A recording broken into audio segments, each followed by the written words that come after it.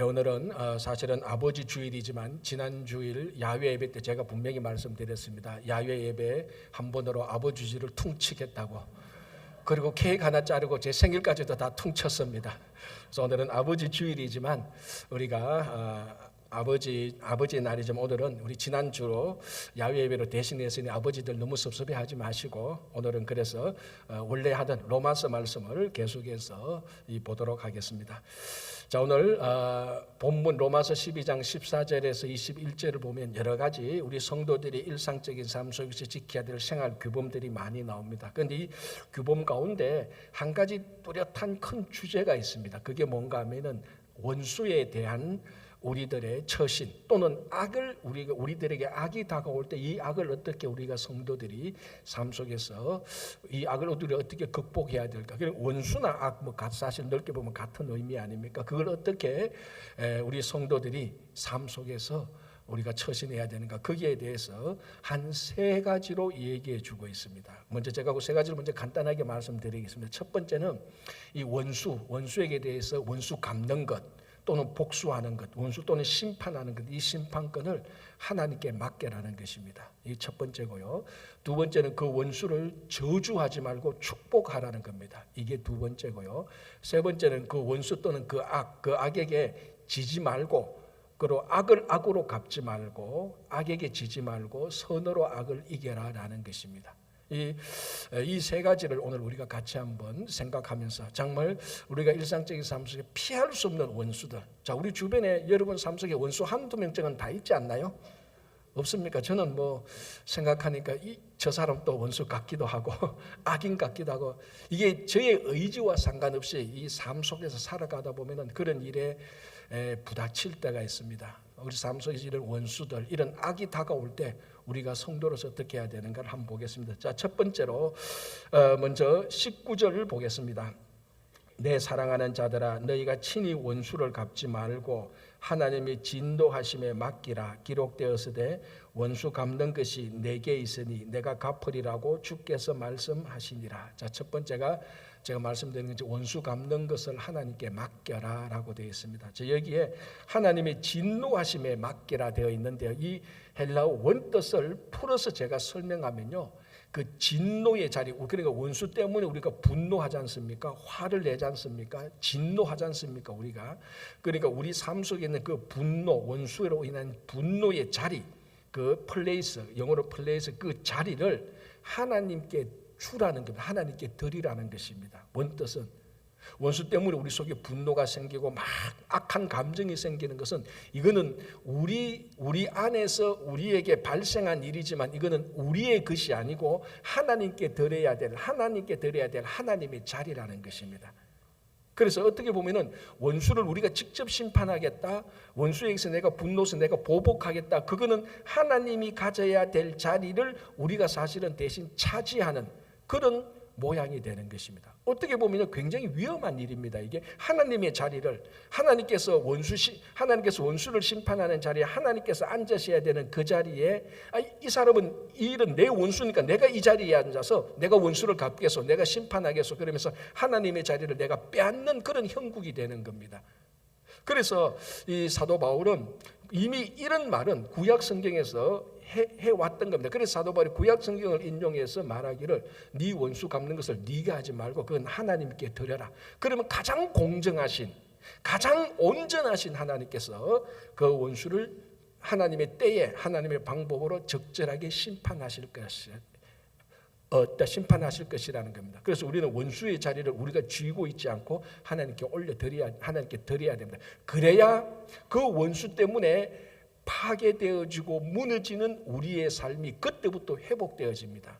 자, 여러분, 혹시나 지금 여러분 가운데 원수 때문에 분노하고 있는 분이 있으면요, 그것 때문에 여러분들의 삶이 얼마나 망가지고 있는가를 한번 생각해 보십시오. 자, 어떤 악한 원수 때문에, 그 원수에 대한 분노와 심판권 때문에 내가 막 생각하고 있으면 내가 망가지지 원수는 망가지지 않습니다. 그럼 이것을 어떻게 우리가 처신할까? 간단합니다. 정말로 온전하고 바르게 심판하시는 하나님께 맡기라는 겁니다. 그러면 하나님께서 가장 합당하게 심판해 주실 것이라. 이걸 우리가 가지고 있으면 우리 삶이 다 망가집니다. 자, 우리나라 한국 문학에서 한국 문학의 단편 소설, 최고의 단편 소설을 무엇이라고 말하면 여러분 혹시 대답할 수 있겠습니까? 그건 아마 김성옥 씨의 무진기행일 겁니다. 이게 1960년도에 60년대 초 아마 1년인가 그 정도에 나왔는데 아직까지 제가 알기로는 뭐 제가 잘못 알 수 있게 제가 알기로는 아직까지 한국 문학사에 이 김성옥 씨가 썼던 무진기행을 뛰어넘는 단편 소설은 없습니다. 이 무진기행이 1960년대 초에 나왔을 때 한국 문학계가 발칵 뒤집혀졌습니다. 아, 한국 사람이 이렇게 단편 소설을 쓸 수 있을까? 그러면 일약 대스타가 됐죠, 김성옥 씨가. 그래서 어떤 문학 작품가는 딱 한마디로 말합니다. 감수성의 혁명이다. 찬사 중에 찬사죠. 그래서 좀 잘 나갔죠. 정말로 뭐 모든 행사에 초청되고 미래의 가장 유명한 이제 우리 한국 문학에 책임질 사람이다. 아주 잘 나갔는데, 근데 이분에게는 큰 마음의 내적 상처가 있었습니다. 그 나중에 보면은 알겠지만 이제 그 사람이 유년 시절에, 그러니까 아주 어린 시절에 여수 순천 반란 사건을 경험합니다. 그러니까 그게 뭐 무의식 중에 많이 남아 있는 겁니다. 유년 시절이니까 뭐 기억하는 것이 많이 없겠죠. 그리고 20대에 들어서 사상적으로 허무주의에 빠지게 되고요. 또 80년 강주 사태를 경험하게 됩니다. 그런 일련의 사태와 어떤 그런 허무주의를 경험하면서 내적으로 감당할 수 없는 갈등과 방황, 그리고 원한과 분노가 마음속에 쌓이게 되는 겁니다.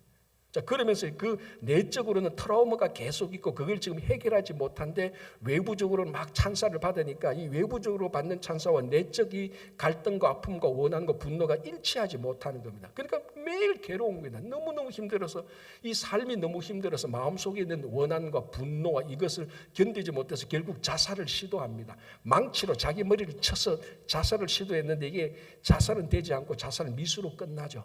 그래서 나중에 한 병원에 가서 실려가서 겨우 또 다시 살고 이렇게 하는 이 상황 가운데서 정말 자기가 자신을 죽이라는 그 자살하는 그 상황 가운데서 정말로 사도 바울이 다메섹 도상에서 부활하신 예수 그리스도를 만나는 듯한 그런 아주 진짜로 비현실적이라고 할 만큼 드라마틱한 경험을 통해서 구원의 하나님을 만납니다.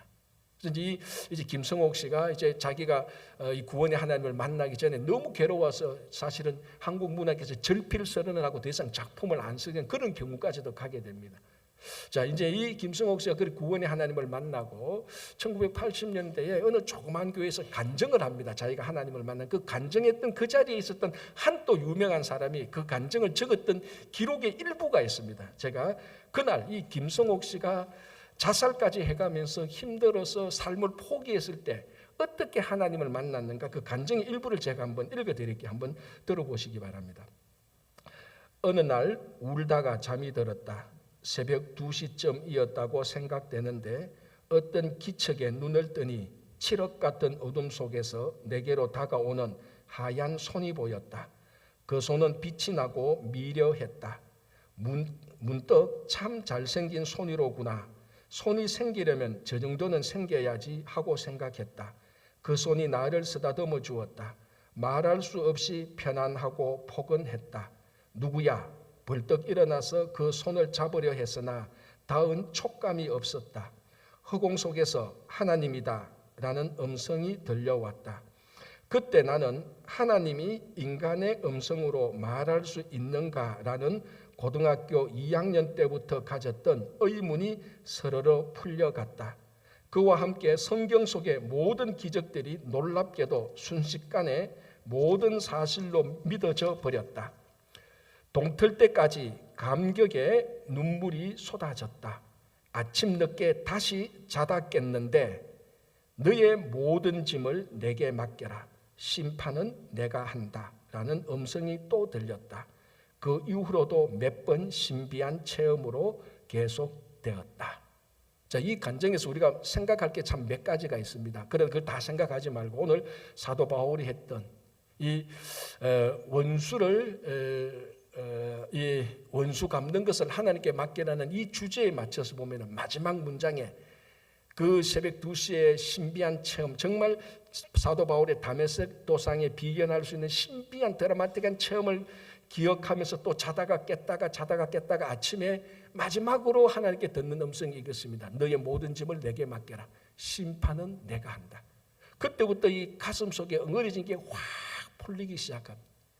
그 지난 세월 동안에 그 원한과 분노와 일련의 사건들, 허무주의를 통하여서 막 말할 수 없는 분노와 심판인데 대한 그의 갈등과 고민이 있었는데 하나님이 한마디로 딱 정리합니다. 심판은 내가 한다. 이게 오늘 사도 바울이 했는 말하고 똑같습니다. 너의 심판권을 하나님께 돌려라. 네 마음에 있는 심판의 분노의 자리를, 그거는 너의 것이 아니다, 하나님에게 드려라. 여러분, 우리 속에 있는 원수와 악에 대한 그 분노와 심판권을 다시 말씀드리면 우리가 가지고 있으면 있을수록 가장 1차적으로 손해보는 사람은 바로 나 자신입니다. 그걸로 인하여서 내적 삶은요, 말할 수 없이 황폐해지고 말할 수 없이 우리는 괴롭고 바로 이 김성옥 씨처럼 이게 극단적으로 가면 이제 자살까지 가는 거죠. 대부분은 이런 일들로 해서 우울증 다 걸리게 되는 겁니다. 하나님께서 간단하게 해결합니다. 심판은 내가 한다. 하나님이 심판한다. 왜 네가 그걸 지고 있냐? 그거는 너의 자리도 아니고 너의 짐도 아니다. 그거는 하나님이 다 가져가서 하나님께서 가장 공정하게 심판하실 것이라는 거예요. 자, 여러분 속에 지금까지 우리가 삶을 살면서 이런 경험 없으신 분이 있겠습니까? 다 있지 않습니까? 비즈니스 하다가, 심지어는 가족 간에, 심지어는 교회 공동체 간에 원수와 의도했든 의도하지 않든 원수 관계가 되고 그에 대한 분노가 쌓여 있고 어떻게 내가 한번 심판을 해야 되는데 그 갈등과 고민 속에 없는 사람이 어디 있겠습니까? 다 있을 겁니다, 우리 속에. 자, 우리가 오늘 이걸 정리해야 됩니다. 첫 번째 뭐라고 말합니까? 너의 짐을 하나님께 내게 맡겨라. 하나님이 심판한다는 겁니다. 그걸 빨리 하나님께 맡기는 순간부터 여러분들의 내적 삶은 다시 회복되고 풍요로워질 것입니다. 제발 그것을 넣으십시오. 그거 가지고 있는 한 다른 사람은 안 다칩니다. 우리 자신이 다치는 겁니다. 빨리 그래서 하나님께 맡기시기 바랍니다. 자, 두 번째가 뭔가 하면요, 14절 보십시오. 이렇게 되어 있습니다. 너희를 박해하는 자를 축복하라. 축복하고 저주하지 말라. 점점 강도가 세지죠. 맡기는 것까지는 할 수 있겠는데 축복하라. 참 약간 이제 힘들어집니다. 저주하지 말고 축복하라.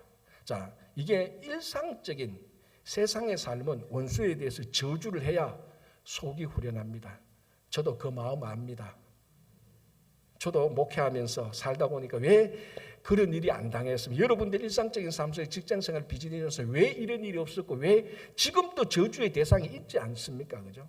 저도 사실 목회하다 보면 그때 그 사람 그 사건을 생각하면 아직까지도, 솔직히 제가 고백하지만 아직까지도 저한테 덜 풀린 게 좀 있는 것 같아요. 그때 그때만 생각하면 그때 내가 그렇게 이렇게 했었어야지라는 그런 아직까지 덜 해결되지 못한 그런 응어들이 우리 속에 다 남아 있습니다. 그걸로 인하여서 사도 바울은 말합니다. 저주하지 말라는 것입니다. 오히려 축복하라는 것입니다. 왜냐하면요, 여러분 한번 생각해 봅시다. 여러분들이 지난 10년 전에, 과거 10년 전에 어떤 일로 인하여서 또는 어떤 사람으로 인하여서 원수가 되었다고 칩시다. 그리고 그 일로 해서 원수를 저주하기 시작했고 10년 동안 저주했다고 생각해 보십시오. 저주받은 사람의 삶이 황폐해졌겠습니까? 10년 동안 저주해왔던 여러분의 삶이 황폐하겠습니까? 10년 동안 저주만 해왔던 내 삶이 저주의 삶이 되어 있는 거예요. 여러분 간단합니다. 저주하면 저주의 삶으로 이어지고요. 아무리 원수라 해도 축복하면은 내 삶이 축복의 삶이 되는 겁니다. 이게 굉장히 중요한 게요. 원수를 저주하는 순간부터 우리 삶은 그 원수의 삶의 패턴에 꼬이게 되는 겁니다. 원수가 파놓은 함정에 우리가 걸리게 되고, 더 정확히 말하면은 우리가 원수를 저주하는 순간부터 사탄의 덫에 매이기 시작하는 겁니다. 그때부터 내 인생을 사는 게 아닙니다. 하나님께서 우리 각자에게 주신 우리 각자의 귀한 삶을 사는 게 아니고요. 그 저주하는 순간부터 원수의 덫에, 사탄의 덫에 거기에 매여가지고 원수의 삶을 살게 되는 겁니다. 저주의 삶을 살게 되는 겁니다. 축복의 삶이 아니고. 여러분 이게 얼마나 비참합니까? 하나님께서 우리를 사랑하셔서 독생자를 주셔서 우리에게 생명 주시고 풍요롭게 살게 해주셨는데 이게 원수 저주 때문에 거기에 걸려가 10년, 20년, 어떤 사람은 평생을 그렇게 살아요. 평생을. 그러면은 그 저주의 대상이 되는 사람이 불쌍합니까? 저주했던 이 사람의 인생이 정말 불쌍합니까? 저주했던 이 사람의 인생이 불쌍한 거예요. 평생 자기 인생을 못 산 거예요. 원수의 인생을 대신 산 것밖에 안 되고 사탄의 덫에 빠져서 산 것밖에 안 된 겁니다. 그래서 여러분, 지금 여러분 속에 그 원수에 대한 진노와 심판이 있거든요. 그걸 절대로 저주로 바꾸지 마십시오. 축복으로 바꾸시기 바랍니다. 제가 참 좋아하는 이야기, 사소한 이야기가 하나 있는데요. 어떤 신문 기자가 매일 아침에 거리에 나가서 자기 신문사 앞에 있는 가판대에 있는 그 신문을 하나 삽니다. 그래서 이제 그 조간 신문을 사고 보는 거죠. 그런데 이제 매일 아침에 가서 가판대 가서 이제 그 가판대 파는 주인한테 굿모닝 하고 뭐 have a nice day 하고 이렇게 해서 이제 신문을 사고 보는데, 이 가판대 신문 주인이 아주 불손하고 무례한 사람이에요. 참 이상해요. 오히려 이 신문을 사는 이 신문 기자가 무례해야 되는데 반대로 된 거예요. 어쨌든 이 가판대 주인이 굿모닝 그러면 뭐가 굿모닝이네, 나 몸 아파 죽겠는데, 배드 모닝하고 이렇게 막 진짜 무례하고 불순한 거예요. 그래도 이제 신문 기자는 오늘 좋은 날 되시고 하나님께 축복하시는 겁니다.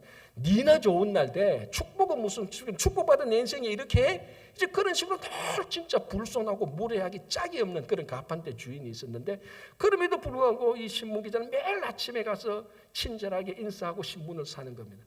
그걸 유심히 봤던 이 신문 기자 친구가 도저히 해결이 안 되거든. 아니 왜 저래? 왜 저렇게 인생을 살아 해서 자기 친구를 불렀습니다. 이보게 그 가판대 주인이 왜 그래 불손해? 그런데 더 이해가 안 되는 것은 자네 태도가 더 이해가 안 돼. 왜 자네는 그 사람한테 그렇게 친절해? 그러니까 이 신문 기자가 이렇게 말을 했다는 겁니다. 나는 내 인생을 어느 한 사람의 무례함과 불손한 태도에 의해서 내 인생이 좌우되기를 원하지 않기 때문이야 라고 말을 했다는 거예요. 여러분들은 안 좋아하겠지만 저는 이 말을 참 좋아합니다. 여러분 생각해 보십시오. 하나님께서 나를 사랑하시고 나를 지극히 사랑하셔서 하나님께서 독생자를 주신 내 삶인데, 내가 예수 그리스도를 모시고 살아간 내 삶인데, 이걸 왜 원수의 덫에 걸려서 원수의 삶을 사는 거예요. 원수가 나를 무례하고 불순한데 거기에 매여가지고 낑낑거리냐는, 그건 우리의 삶이 아니에요. 성도의 삶이 아니에요. 그거 저주하다가 그 패턴에 그 덫에 걸려가지고 평생을 사는 사람, 정말로 불쌍한 사람입니다. 그러면 우리는 이 원수를 어떻게 하냐? 사도 바울이 말합니다. 저주하지 말라. 축복하라. 축복하라. 여러분, 하나님께서 우리에게 생명을 주신 건 우리를 저주하려고, 우리가 저주의 삶을 살도록 생명을 주신 것 아니지 않습니까? 축복의 삶을 살도록 주신 것입니다. 그런데 그걸 원수 때문에 저주의 삶으로 바꾼다고요? 절대로 그렇게 해서는 안 됩니다. 그래서 원수를 축복하는 순간부터 그 원수의 덫에 걸리지 않고 하나님께서 우리에게 주신 참된 삶으로 살아가게 되는 것입니다. 여러분, 예수님께서 십자가에 달려 돌아가실 때 한번 보십시오. 가상칠언이라고 말하죠. 십자가에서 7마디를 했는데 그 첫 번째 말이 뭡니까? 주여 저들의 죄를 용서하옵소서. 저들은 저들이 하는 일을 모릅니다. 자, 예수님께서 십자가에 달려 돌아갔을 때 그게 뭐였던 모든 유대인들이 전부 다 예수를 죽이라고 말합니다. 바라바를 놓아줄까? 이 예수를 놓아줄까? 전부 다 바라바를 놓아주겠습니다. 아마 제가 확신하건대 그 중에 몇 명은 오병이어의 떡을 먹었던 사람들도 있었을 거라고. 그렇지 않겠습니까? 그 오병이어로 5,000명을 먹이고 그 가족 보면 한 2만 명 정도인데, 그 중에 분명히 예수님께 주신 떡을 먹었던 사람도 있고, 그 중에 분명히 예수님께서 고치신, 눈뜨게 하신, 안전병이를 고치고 손마르게 한 그 모든 병자들이 치유했던 친지나 가족들도 있었을 거라고요. 예수님의 사랑과 은혜를 그렇게 받았는데도 원수로 싹 돌아서서 예수를 죽이라고 말을 합니다. 그 원수가 다가올 때 예수님은 그들에게 저주합니까? 아닙니다. 주여 저들의 죄를 용서하소서. 저들은 저들이 하는 것을 모릅니다라고 저주하지 않습니다. 그 십자가에서 죽으실 때도 예수님은 사탄의 덫에 빠지지 않았다는 거예요. 하나님께서 예수님에게 주신 그 소명의 삶을 끝까지 살아나갔습니다. 여러분, 어떤 방식이든지 어떤 일이든지 여러분들이 저주하는 삶을 사는 순간부터 그건 하나님이 우리 각자에게 의도한 삶은 아닙니다. 저게 아무리 원수라 할지라도, 아무리 악이라 할지라도 저주하는 순간부터 우리는 사탄의 덫에 걸리는 겁니다. 자, 서대반 집사, 우리 보통 서대반 집사로 말하죠. 돌에 맞아 죽잖아요. 복음을 전하다가. 여러분, 우리가 성경을 볼 때 여러분 이런 본문들을 약간만 좀 깊게 묵상해 보십시오. 돌에 얼마만큼 맞아야 죽겠습니까, 여러분? 우리는 모르죠. 그렇게 맞아본 적이 없으니까. 돌에 맞아서 죽습니다. 그 고통이 이루 말할 수 없을 거라는 거. 돌에 한 대만 맞아도 우리는 병원 진단서 한 달, 두 달 끊는 게 보통인데 돌에 맞아서 죽습니다. 같은 동족에 의해서. 얼마나 그 마음속에 그들의 원수들에 대한 저주와 원한이 생기겠습니까? 우리 같으면 진짜 그렇게 하죠. 내가 지옥 끝까지 가서 너를 죽일 것이라 그렇게 원한을 품고 죽을 겁니다. 근데 스데반 집사가 마지막 죽을 때 뭐라고 말합니까? 주여, 저들을 용서하옵소서. 이 죄를 저들에게 돌리지 마옵소서. 그래서 지금의 스데반이고, 그래서 그 스데반의 죽음으로 말미암아 복음이 확 전파되기 시작하는 겁니다. 여러분 우리의 삶이 저주의 삶이냐 축복의 삶이냐, 그건 원수에 달린 게 아니에요. 우리에게 달린 겁니다. 여러분, 원수 없는 삶이 어디 있습니까? 악을 당하지 않는 삶이 어디 있습니까? 그 모든 사람이 저주의 삶을 산다면 다 저주로 가는 겁니다. 그러나 우리 성도들은 이 심판권을 하나님께 맡기고 하나님께서 심판하는 데는 그 확신 속에서 우리들에게 있는 원수와 악에 대해서 저주 대신에 축복을 할 때 세상 사람들이 살아가야 될 저주가 우리들에게는 축복이 바뀌는 겁니다. 그래서 여러분, 원수 한두 명쯤 있는 거요, 여러분 저거 내한테 축복권이라고 생각하시면 돼요. 아, 저게 내가 저주 안 하고 오늘 바울이 말한 대로 하나님 말씀을 하면 축복하라는구나. 저 원수 때문에 내가 앞으로 축복의 삶을 살 것이라고 결단하고 그렇게 하시기 바랍니다. 저주의 삶이 아니에요. 축복의 삶이에요. 원수가 우리에게 축복을 해주는 삶을 살아갈 수 있습니다. 우리가. 그렇죠? 자, 마지막으로 한 번 더 보겠습니다. 이제 세 번째인데요. 먼저 17절을 한번 보겠습니다. 아무에게도 악을 악으로 갚지 말고 모든 사람에게서 선한 일을 도모하라. 같은 맥락인데 20절, 내 원수가 줄이거든 먹이고 목마르거든 마시게 하라. 그리함으로 내가 숯불을 그 머리에 쌓아 놓으리라. 악에게 지지 말고 선으로 악을 이기라. 이런 경우를 갈수록 태산이라고 말합니다. 맡겨라 그래놓고 이것도 힘들어 죽겠는데 좋아, 그래도 맡기자. 내게 예수 믿잖아. 아, 근데 저주하면 축복하래. 와, 이 가능하겠습니까 사실? 그래도 오늘 설교 듣고 바울이 얘기 들어보니까 오케이. 그런데 이게 뭡니까? 이제 마지막에는 원수가 줄이거든 먹이래, 목마르거든 찾아가서 마시게 하래. 갈수록 더 적극적으로 원수에 대해서 더 적극적으로 합니다. 누가 그러더라고, 내 배우자도 이렇게 안 하는데 원수에게 이렇게 하라고? 예, 원수에게 이렇게 하라는 겁니다. 원수가 줄이거든 찾아가서 먹을 걸 주고 목마르거든 찾아가서 마시도록 하라는 겁니다. 자, 그리고 뭐라고? 이렇게 하는 것이, 자 이제 본문이 이렇게 됐습니다. 너가 숯불을 그 머리에 쌓아 놓으리라. 자, 요게 이제 우리가 좀 설명이 필요한데, 요 말을 20절을 글자 그대로 딱 논리적으로 설명하면 이렇게 됩니다. 당신에게 원수가 있습니까? 그럼 그 원수가 배고프거든 먹이고 목마르거든 잘 마시게 하십시오. 그리하면 이 원수의 머리에 숯불을 쌓게 되는 것입니다. 요 말입니다. 이게 무슨 말이야? 헷갈릴 수 있겠지만 이렇게 보면 제일 정확합니다. 이 숯불이라는 것은 심판의 상징입니다. 그러니까 지금 우리가 선한 일을 하게 될 때 하나님께서 원수 위에 숯불을 올려놓습니다. 그런데 이 악인이, 우리의 원수가, 우리가 원수에게 선한 일을 하는데 원수가 회개하지 않으면은 하나님께서 이 숯불을 원수의 머리에 이 원수의 머리에 떨어뜨려서 심판한다는 겁니다. 그런데 만약에 회개를 한다면은 이 숯불을 치우고 회개한다면 감사한 일이죠. 자, 그럼 딱 두 가지입니다. 자, 우리가 원수가 있고 악이 있습니다. 우리는 선한 일을 합니다. 결과는 두 가지입니다. 이 원수가 우리의 선한 일을 보고 회개하면 감사, 너무너무 감사한 거죠. 그러나 회개하지 않으면은 가장 합당한 방법으로 가장 의로우신 하나님께서 심판을 한다는 겁니다. 이것도 감사죠. 그 악인에 대한 미움 때문에 감사가 아니고 가장 정당하고 가장 의로우신 하나님께서 이 세상을 가장 하나님의 방법으로 심판하시는 것에 대한 것도 우리는 감사합니다. 악한 감정에서 나오는 감사가 아니고 선한 하나님께서 악을 심판하시니까 그건 감사하는 거죠. 자, 그러면은 이 원수가 회개하면 감사, 회개하지 않으면 하나님의 정당한 심판, 어느 쪽으로 해도 우리는 다 좋은 거예요. 회개하면은 감사. 회개 안 해도 하나님의 정당한 심판이 내리니까, 하나님의 온전한 심판이 내리니까 그것도 좋은 겁니다. 그러면 이것의 출발점이 뭐냐? 악을 악으로 갚지 않았고 악을 선으로 갚을 때, 원수에게 선으로, 악을 선으로 대우할 때, 악을 선으로 이길 때 원수가 회개하거나 하나님의 심판이 이루어진다.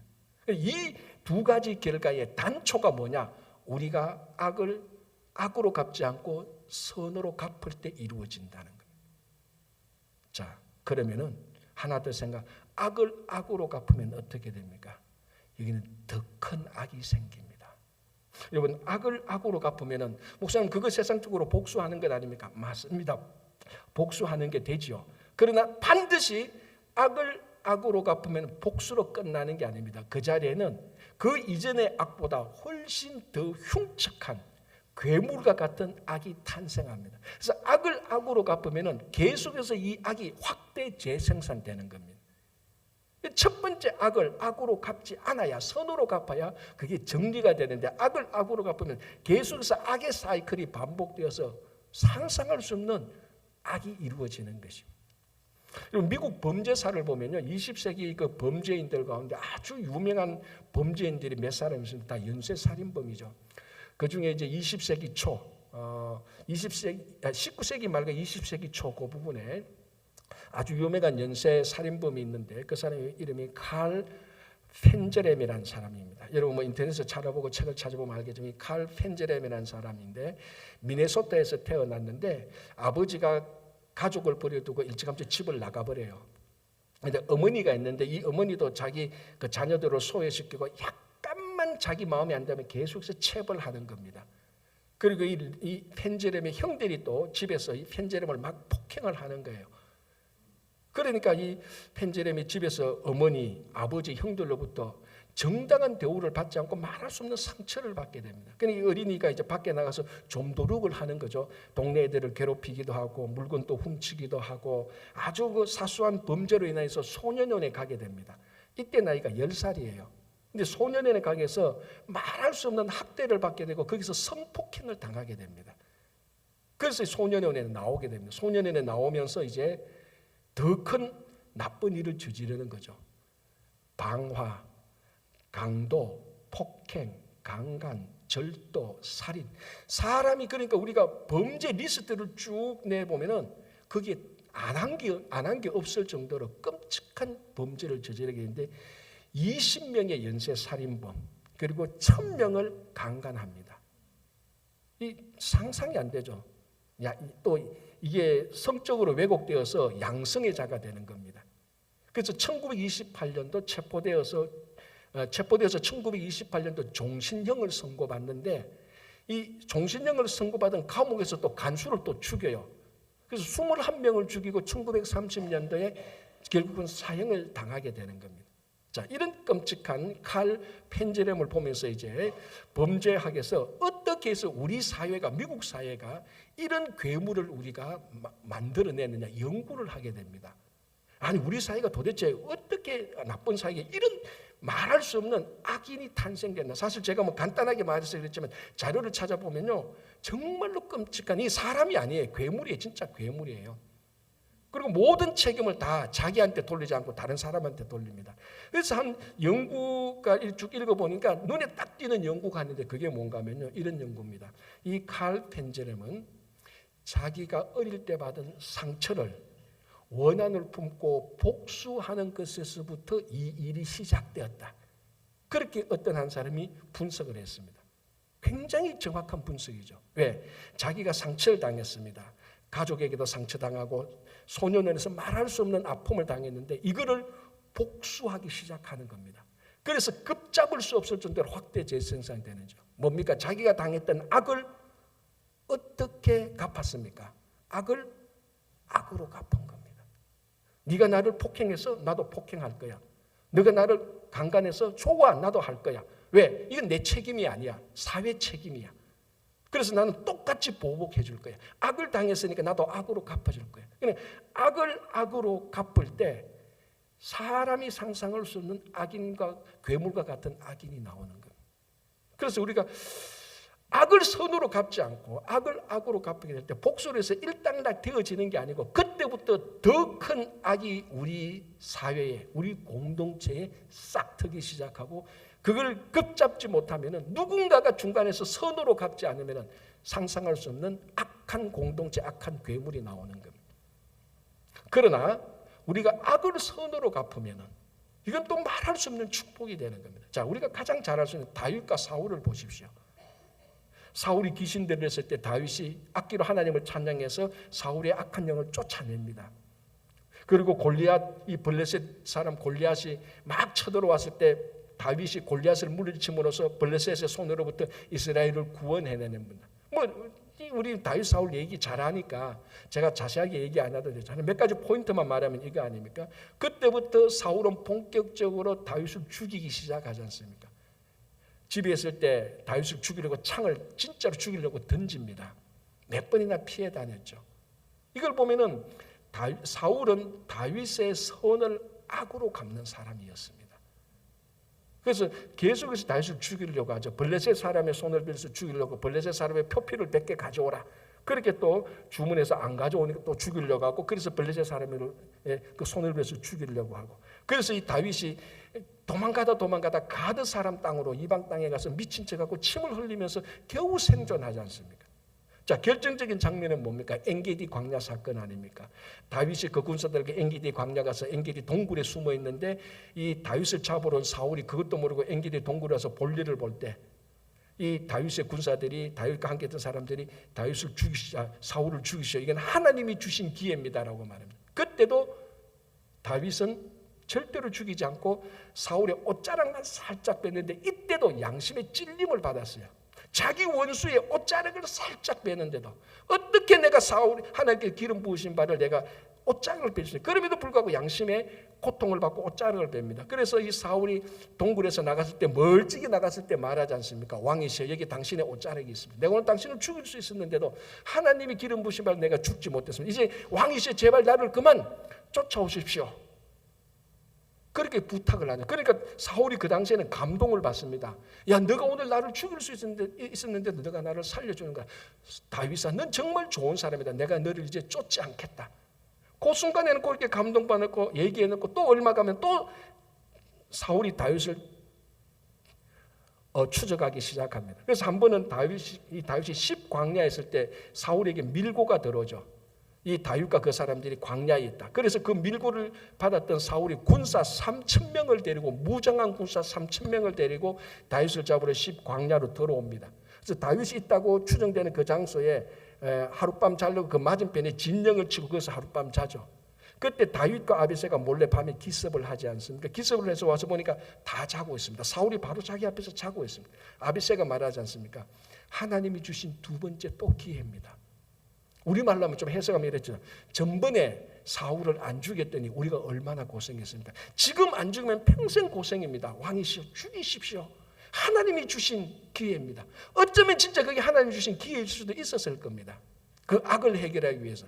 그러나 다윗은 똑같이 말합니다. 아비새를 꾸지람합니다. 오히려 그런 말 하지 마. 오히려 그런 말. 어떻게 하나님 기름 부으신 자를 내가 죽이시냐.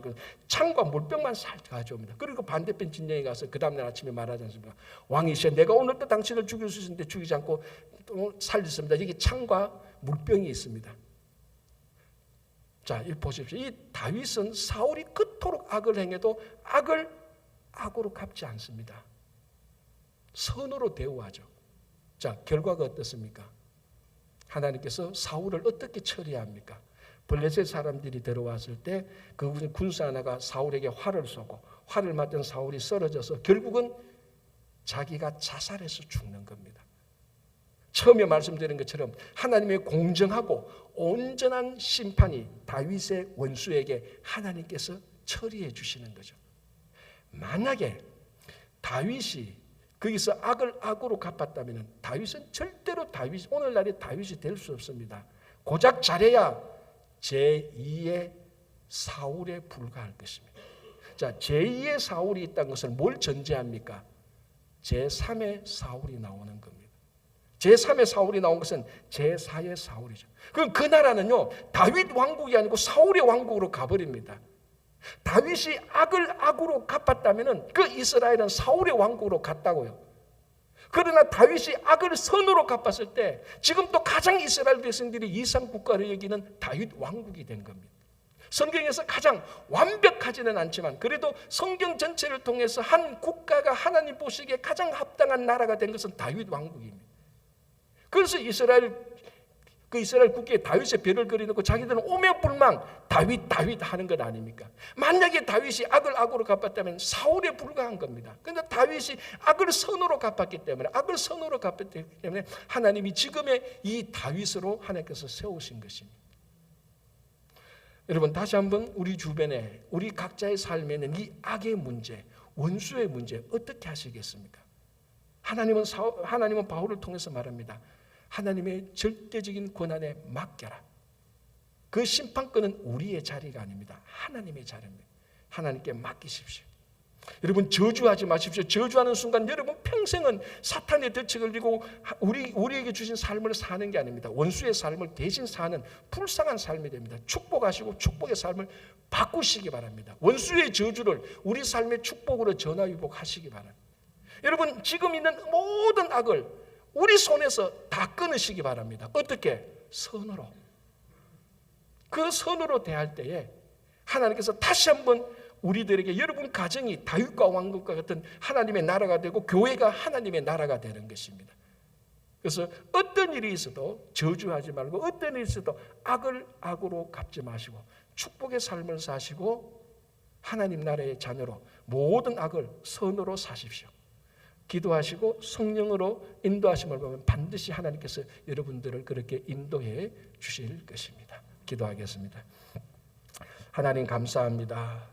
우리의 삶 가운데서 의도치 않아도 악이 우리들을 공격하고 원수가 생깁니다. 주님 그것 때문에 가슴이 아프고 분노가 치밀어 오르고 아버지 하나님 그 심판하고 싶은 마음 욕구가 강렬하지만 하나님께서 말씀하시는 이 뜻에 따라서 모든 심판의 자리를 우리가 차지하지 아니하고 하나님께 맡게 되리오니 의로우신 하나님께서 온전하게 맡아 주시옵소서. 이후로 절대로 저주의 삶을 살지 않고 오히려 이 저주를 전화위복해서 축복의 삶을 살도록 인도해 주시옵소서. 지금까지 악이 반복 재생산되었다면 이제 우리가 선을 행함으로 말미암아 하나님의 나라가 이루어질 수 있도록 우리를 사용하여 주시옵소서. 예수님 이름으로 기도합니다. 아멘.